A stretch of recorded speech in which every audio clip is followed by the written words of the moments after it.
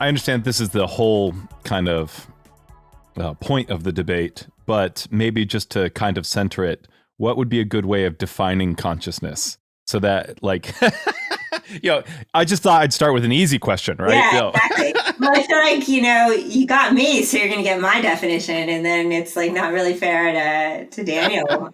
He would give another one, but no, I'll try and do something sort of theory neutral. So first of all, consciousness is used in a lot of different ways in real life and in philosophy. And so sometimes we use the notion of consciousness or being conscious just to refer to being awake, or so, like you might, so to speak, pass out, and go unconscious.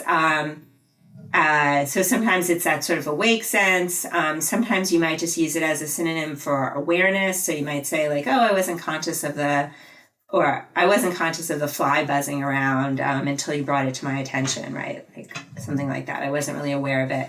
So we have consciousness in the sense of awakeness, consciousness in the sense of awareness, but there's another sense of consciousness having to do with what philosophers often refer to as phenomenal consciousness, and that's what we were really focusing on in the debate. And so phenomenal consciousness is often put in terms of the what it's likeness of experience.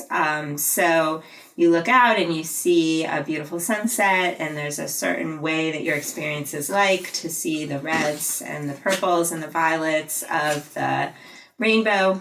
Of the sunset, or if you're looking at a rainbow, the colors of the rainbow. I got distracted because right now I'm hearing sounds emanating from one of my dogs. Maybe they'll make an appearance on screen.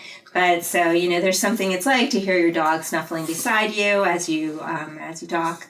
And you have that sort of auditory experience. There's something it's like to be in pain, to have a throbbing pain in your big toe, say, because you just dropped something on your big toe, and that the way that painfulness of the experience, that's a conscious experience.